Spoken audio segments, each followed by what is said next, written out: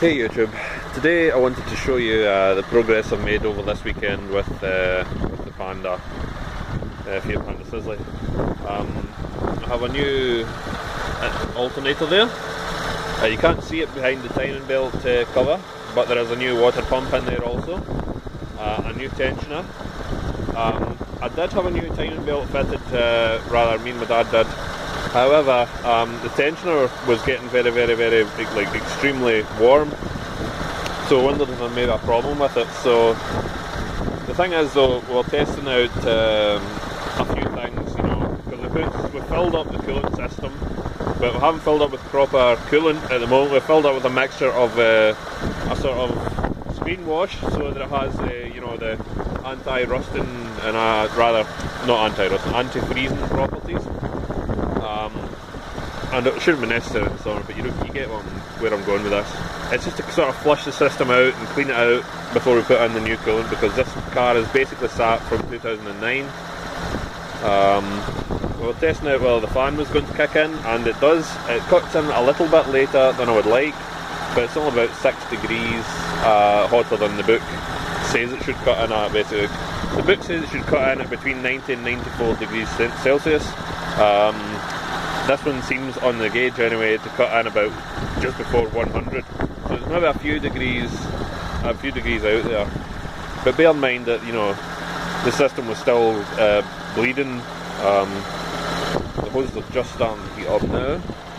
Yeah, that one's hot-ish. So basically, yeah, I'm going to put a new timing belt on it once we're sure that the belt isn't going to get damaged by a faulty tensioner. I mean, it really shouldn't. We've also got new heater box insulation there. Tidies the whole thing up, I think you'll agree if you look at the last few videos. Going inside the car, I've got the sunroof open to get some fresh air in. Going inside the car, you can see all the gauges are working. You've got the fuel gauge and the temperature gauge there starting to creep up. I'm just going to the back of the car to show you some stuff. You'll notice there's some telltale sort of rust on the seat there. Basically, I absolutely love the interior of this car. It's lovely.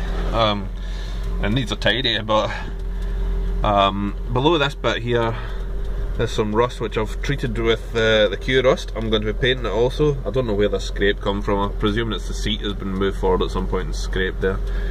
Not by me, but you know, fair enough. That's the door closed. Yep, you can see there. Just at the join where that sealed joins there. If you go to the other side, it was exactly the same story. So yeah, this is just, you know, the half leather interior is just lovely.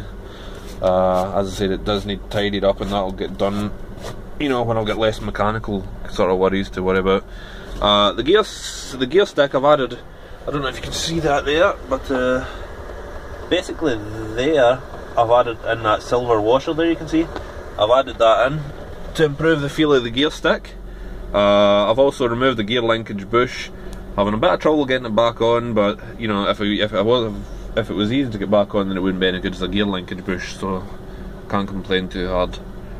I was just adjusted the idle there on the car, as it was perhaps a little bit too slow on the idle there for my liking, but it's idling nicely now. The old timing belt was actually a tooth out, so upon refitting it today, it's obviously correctly timed, which has improved the running of the engine absolutely massively,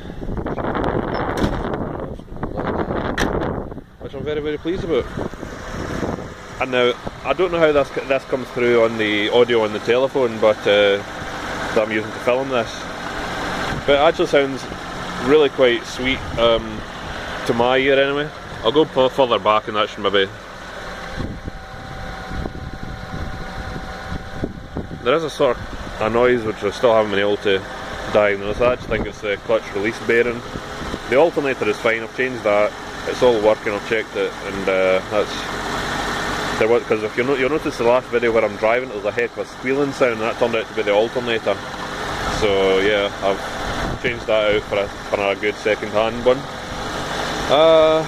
Not much else to report just now, I just really wanted to show you that.